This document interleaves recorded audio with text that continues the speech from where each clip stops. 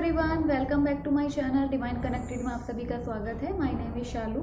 आज मैं आपके लिए लेकर आई हूँ बहुत ही इंटरेस्टिंग सी वीडियो जिसमें हम श्याम बाबा के ऐसे 11 प्रसिद्ध नामों के बारे में जानेंगे और उन नामों के पीछे क्या रीज़न है, श्याम बाबा जी को वो 11 नाम क्यों मिले हैं, उन नामों से हम बाबा का जयकारा क्यों लगाते हैं। तो इन सब चीज़ों के बारे में हम आज वीडियो में डिस्कस करने वाले हैं। तो सबसे पहले जो मेरे श्याम बाबा को जिस नाम से बुलाया जाता है, पहले नंबर पे जो श्याम बाबा का नाम आता है वह है बर्बरिक। तो आपने सुना होगा कि बाबा को बर्बरिक नाम से भी बुलाया जाता है, लेकिन बाबा को बर्बरिक नाम क्यों मिला है तो उसके पीछे का रीज़न यह है कि श्याम बाबा जी जो हैं वो भीम के पुत्र घटोत्कच और मोरवी के पुत्र थे। तो बचपन में जब उनका जन्म हुआ था तो श्याम बाबा जी का नाम बर्बरिक रखा गया था। बर्बरिक उनके बचपन का नाम था, तो श्याम बाबा जी को बर्बरिक नाम से इसलिए बुलाया जाता है। अब अगर मैं सेकंड नंबर की बात करूं तो श्याम बाबा जी को मोरवी नंदन भी कहा जाता है। अब मोरवी नंदन उन्हें क्यों कहा जाता है, क्योंकि श्याम बाबा जी जो हैं वो माता मोरवी के पुत्र हैं, तो इसलिए बाबा के साथ में उनकी माता के नाम का भी जयकारा लगाया जाता है और श्याम बाबा को मोरवी नंदन कहा जाता है। अब अगर मैं तीसरे नंबर की बात करूं तो श्याम बाबा को बाणधारी भी कहा जाता है। अब श्याम बाबा को बाणधारी क्यों कहते हैं, तो मेरे श्याम बाबा बाण धारण करते हैं। उनके पास ऐसे 3 चमत्कारी बाण हैं जिनसे अगर वह युद्ध लड़ते तो युद्ध में कोई भी नहीं बचता, ना कौरव बचते ना पांडव बचते। तो मेरे बाबा बाण धारण करते हैं, इसलिए श्याम बाबा को 3 बाणधारी भी कहा जाता है। अब अगर मैं श्याम बाबा के 4th नंबर के नाम की बात करूं तो श्याम बाबा को शीश का दानी भी कहा जाता है। अब ये जो उनको नाम मिला है ना शीश का दानी, वह उसके पीछे बहुत बड़ी कहानी है। श्याम बाबा को शीश का दानी इसलिए कहा जाता है क्योंकि जब वह महाभारत में युद्ध में हिस्सा लेने जा रहे थे तो उनकी माँ ने उनसे वचन लिया था कि तुमसे रास्ते में कोई कुछ भी मांगेगा ना तो तुम उनको मना नहीं करोगे। तो जब श्याम बाबा जी युद्ध लड़ने जा रहे थे तो श्री कृष्ण भगवान जो है वे तो सर्वव्यापी हैं, उन्हें पता था कि अगर बर्बरिक ने युद्ध में हिस्सा लिया तो ना तो कौरव बचेंगे और ना पांडव बचेंगे।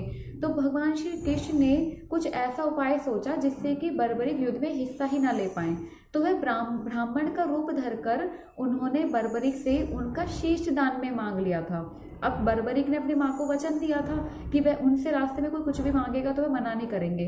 तो उन्होंने खुशी खुशी अपना शीश जो है भगवान श्री कृष्ण के चरणों में अर्पित कर दिया था, इसलिए मेरे बाबा को शीश का दानी भी कहा जाता है। अब अगर मैं श्याम बाबा के 5th नाम की बात करूं तो मेरे बाबा को खाटू नरेश भी कहा जाता है। अब उन्हें खाटू नरेश क्यों कहा जाता है, तो श्याम बाबा जी जो हैं वह राजस्थान के सीकर जिले के खाटू नगर में उनका मंदिर विराजमान है। तो मेरे बाबा अपने नाम के साथ में अपने नगर का भी जयकारा लगवाते हैं, तो मेरे बाबा को इसलिए खाटू नरेश भी कहा जाता है। और आपने देखा होगा मंदिरों में खूब जयकारे लगाए जाते हैं, खाटू नरेश की जय। अब अगर मैं बाबा के 6ठे नाम की बात करूं तो मेरे बाबा को श्री श्याम भी कहा जाता है। अब उन्हें श्री श्याम क्यों कहा जाता है, तो मेरे बाबा को जितने भी वरदान मिले हैं जो आज कलयुग में साकार हैं वह भगवान श्री कृष्ण ने दिए थे। तो यह वरदान में भगवान श्री कृष्ण ने उनको दिया था कि अगर कलयुग में कोई भी श्याम कहकर पुकारेगा तो वह ये मुरली वाला श्याम नहीं, यह खाटू वाला श्याम सुनेगा। तो मेरे बाबा को मेरे श्री कृष्ण भगवान ने वरदान दिया था कि तुम कलयुग में श्याम नाम से जाने जाओगे, इसलिए मेरे बाबा को श्री श्याम या खाटू श्याम के नाम से जाना जाता है। अब अगर मैं श्याम बाबा के 7वें नंबर के नाम की बात करूं तो मेरे बाबा को कलयुग का अवतारी भी कहा जाता है। अब उन्हें कलयुग का अवतारी इसलिए कहा जाता है क्योंकि मेरे श्री कृष्ण भगवान ने बर्बरिक को यह वरदान दिया था कि जैसे जैसे कलयुग आगे बढ़ेगा तो तुम्हारी पूजा हर घर घर में होगी। और यह इस चीज़ का साक्षात परिणाम, मेरे को कुछ आपको प्रमाण देने की आवश्यकता नहीं है, आप खुद देख सकते हैं कि आज कलयुग में जैसे जैसे कलयुग आगे बढ़ रहा है वैसे हर घर में मेरे श्याम बाबा की पूजा की जा रही है। और आप उनके मंदिर में भी जाकर अगर देखेंगे तो हर एक दिन लाखों की संख्या में श्याम बाबा के भक्त उनके दर्शन करने पहुंचते हैं। तो जैसे जैसे कलयुग आगे बढ़ रहा है मेरे श्याम बाबा की जो भक्ति है वह भी लोगों के अंदर दिन पे दिन बढ़ती जा रही है, इसलिए मेरे श्याम बाबा को कलयुग का अवतारी भी कहा जाता है। अगर श्याम बाबा के 8वें नाम की बात करूं तो मेरे श्याम बाबा को हारे का सहारा कहा जाता है। श्याम बाबा को हारे का सहारा क्यों कहा जाता है, क्योंकि मेरे बाबा से उनकी माँ ने वचन लिया था कि तुम हारे के सहारे बनोगे। तो उन्होंने अपनी माँ को ये वचन दिया था कि युद्ध में जो भी हारेगा ना वह उसकी साइड हो जाएंगे। मतलब कि अगर युद्ध में कौरव हारते तो वैसे वे युद्ध लड़ने जा रहे थे पांडवों के साइड से, लेकिन अगर उन्होंने मन में यह भी वचन दे रखा था अपनी माँ को कि युद्ध में चाहे कोई भी हारेगा वह उसकी साइड हो जाएंगे। अगर कौरव हारेंगे तो वह कौरवों की साइड हो जाएंगे और अगर पांडव हारेंगे तो वह पांडवों की साइड हो जाएंगे।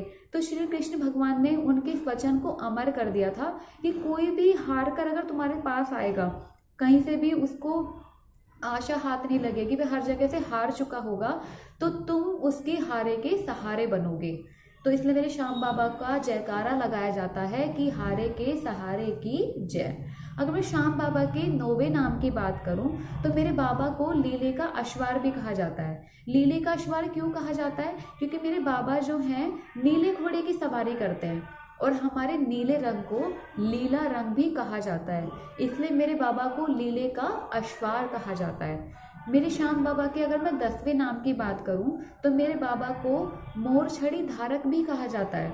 अब मोर छड़ी धारक उन्हें क्यों कहा जाता है?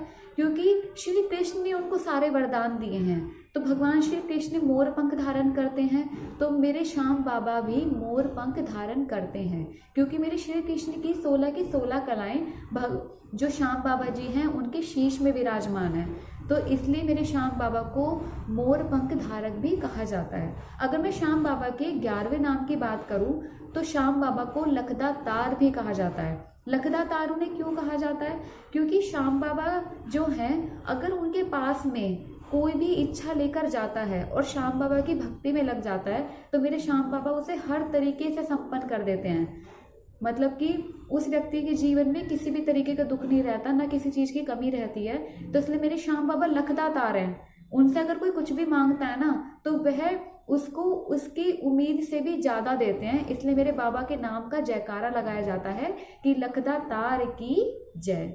तो ये थे मेरे श्याम बाबा की ऐसे 11 प्रसिद्ध नाम जिनके नाम के जयकारे श्याम बाबा के मंदिर में लगाए जाते हैं। और उन नाम के पीछे का क्या रीज़न था यह मैंने आपको बताया। तो शायद आपको यह वीडियो अच्छी लगी होगी। अगर आपको ये वीडियो अच्छी लगी हो तो मेरे श्याम बाबा के नाम से वीडियो को लाइक शेयर एंड सब्सक्राइब जरूर करना। मिलते हैं नेक्स्ट वीडियो में।